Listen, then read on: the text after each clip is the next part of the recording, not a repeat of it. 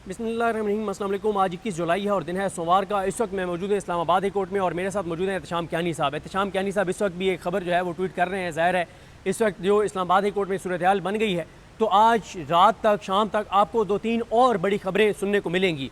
इस वक्त इस्लामाबाद में शदीद बारिश है, मौसम बहुत ठंडा है, लेकिन इस्लामाबाद हाई कोर्ट के अंदर माहौल काफ़ी गर्म हो चुका है, माहौल काफ़ी तल्ख हो चुका है और गर्म हो चुका है chief justice Islamabad high court justice Sarfraz Dogar साहब के लिए।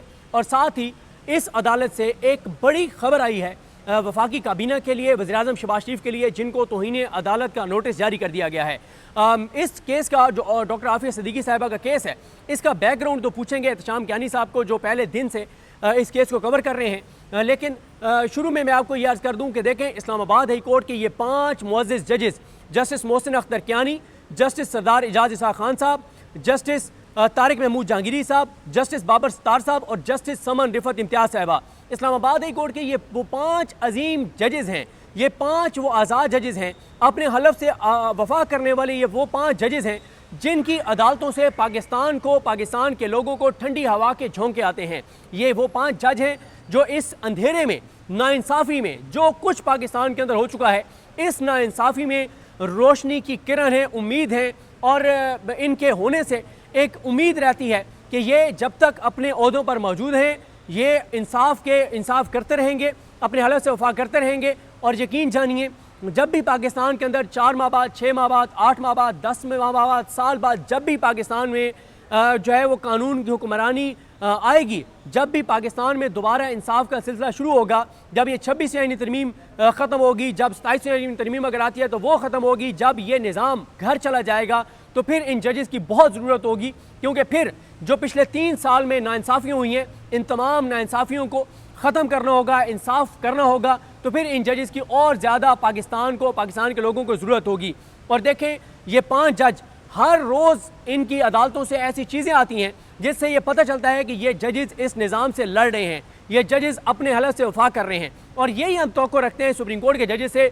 देखें सुप्रीम कोर्ट के मंसूर अली शाह साहब अब वो लेटर्स भी लिखते हैं, किसी न किसी जजमेंट में कोई पैराग्राफ भी लिख देते हैं, आयशा मलिक साहबा और अकील अब्बासी साहब भी ये कर रहे हैं। लेकिन अतहर मिनल्ला साहब, जो आज सरदार एजाज इसा खान साहब ने लिखा है, ये चीज़ें हम एक्सपेक्ट करते थे कि अतहर मिनल्ला साहब भी लिखेंगे, लेकिन अतहर मिनल्ला साहब मुकम्मल तौर पे जो है वो खामोश नज़र आते हैं। सुप्रीम कोर्ट के दीगर आज़ाद जजेस खामोश नज़र आते हैं। अगर वो जजेस भी बोलने लग जाएँ, वो भी इस तरह के ऑर्डर्स देने लग जाएँ, लाहौर हाई कोर्ट भी आज़ाद जजेस इस तरह के ऑर्डर्स देने लग जाएँ, तो लोगों को कम अज़ कम एक उम्मीद मिलेगी कि नहीं, अभी हमारी अदलिया में ऐसे जजेस मौजूद हैं जो अपने हलफ से वफा कर रहे हैं और वाकई ऐसे जजेस मौजूद हैं। एहतशाम कियानी साहब के पास जाने से पहले 2 चीज़ें आपको अर्ज़ कर दूँ। एक तो भी मैं आपको नाम बताता हूँ जिनको तौहीन अदालत के नोटिस जारी हुए हैं, और उसके अलावा जो जस्टिस सरफराज जोगर के बारे में जो कुछ लिखा है सरदार एजाज इसा खान साहब ने, और जो ट्रांसफ़र होकर आने वाले जजेस हैं या जो 26वीं आईनी तरमीम की पैदावार जजेस हैं, उनके बारे में जो कुछ लिखा है वो नेक्स्ट वीडियो में आपको बताएंगे।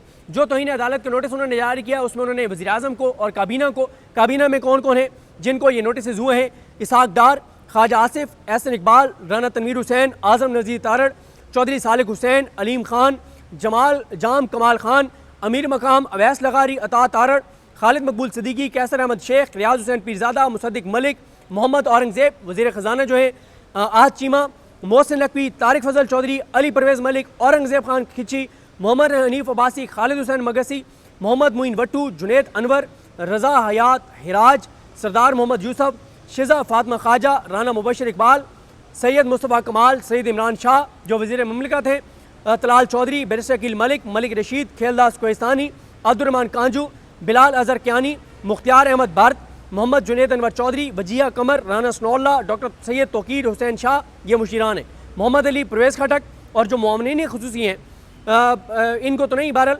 जो ये ऊपर तक हैं इनको जो है वो हुए हैं नोटिस।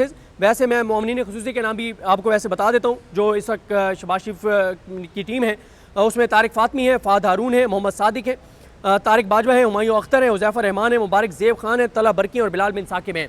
तो डॉक्टर आफिया सिद्दीकी का केस है क्या ऐसे ऑर्डर्स है इस्लामाबाद हाई कोर्ट के जिन पे अमल दरामद नहीं किया काबीना ने, जिसकी वजह से आज इनको तौहीन अदालत के नोटिस हुए हैं? ये पूछते हैं एहतशाम कियानी साहब से। और ये भी शुरू में एहतशाम साहब ये बता दें कि आप कितना वक्त दिया है इस्लामाबाद हाई कोर्ट ने इनको तौहीन अदालत के जो नोटिस है उस पर जवाब जमा कराने के लिए। और इसका सारा बैकग्राउंड बताएं, ये केस क्या है और आज ये केस की कॉज लिस्ट क्यों जारी नहीं हुई थी, इस सारे पे आप ज़रा अपनी इंफॉर्मेशन जो आपकी है, जो आप कवर कर रहे हैं, उसके बारे में बताइएगा।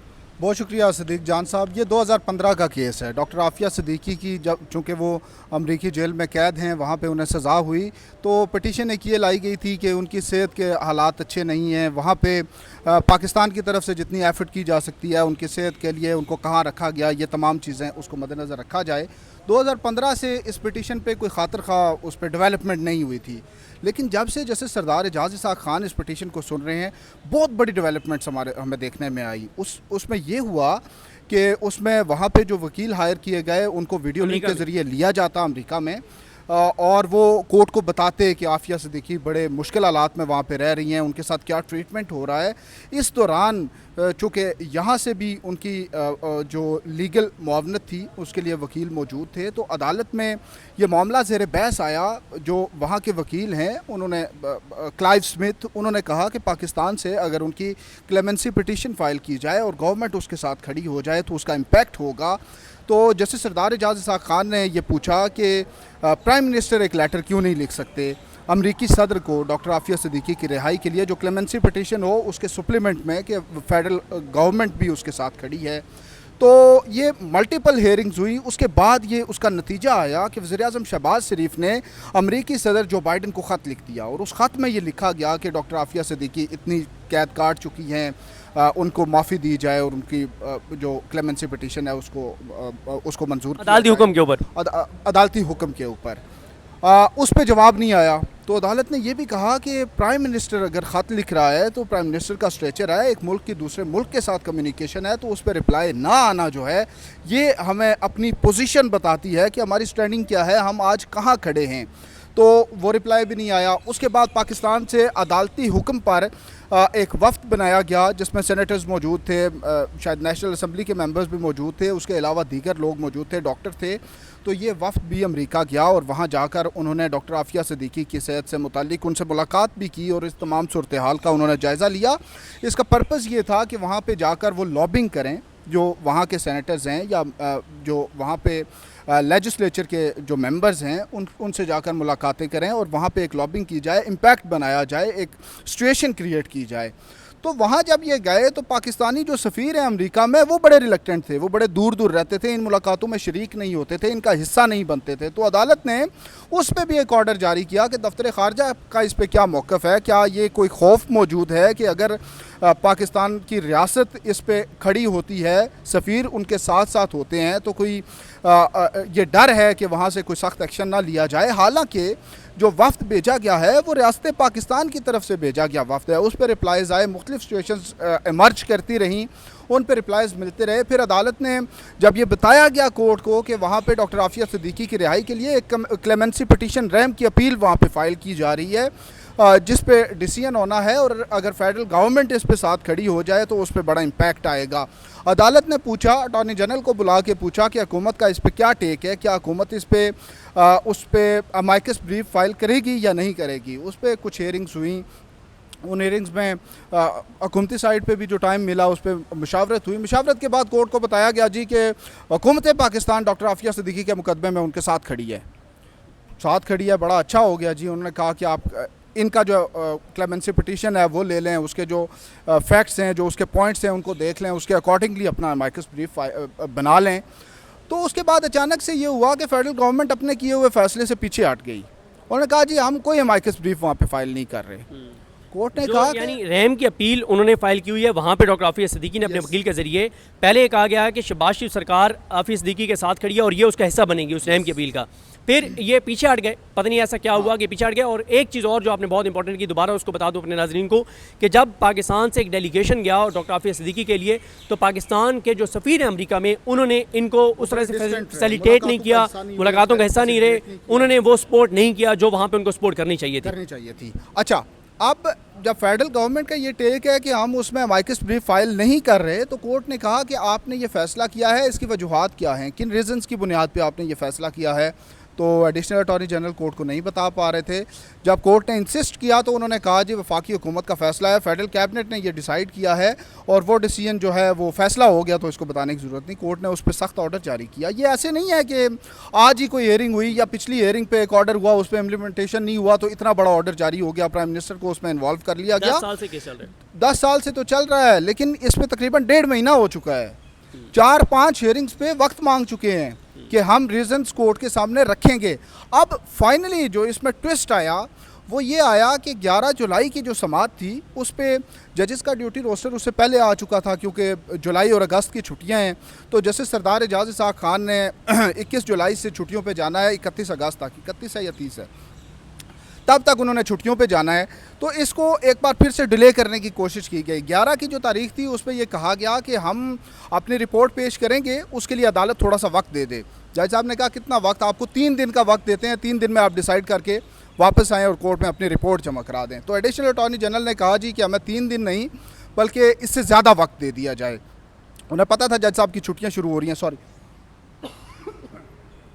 अब 1 हफ्ते का वक्त दे दिया गया। पिछले जुम्मे को समाअत थी, हफ्ता इतवार छुट्टी है, उसके बाद 1 हफ्ते का वक्त दिया। 1 हफ्ते में का वक्त देने के बाद आज मंडे आता है। तो ये जज साहब ने कहा कि 21 तारीख को ये केस सुनूंगा और सिर्फ इस केस के लिए मैं अदालत में मौजूद हूँगा, अपनी छुट्टी कुर्बान करके। सही है। अब जब वक्त दे दिया, डेट दे दी, और जो जजेस का रोस्टर है वो उससे बहुत पहले जारी हो चुका था।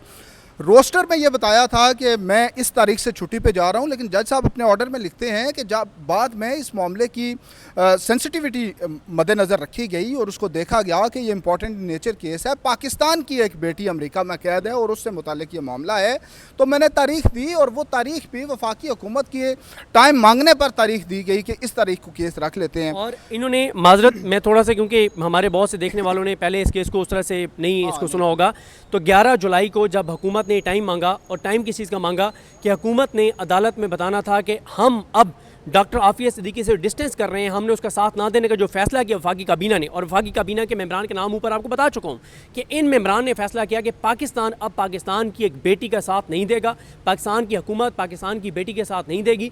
तो उसकी वजूहात तलब की थी जस्टिस सरदार एजाज इसाक खान साहब ने। 11 को टाइम मांगा गया, 21 तक मामला एडजन किया गया।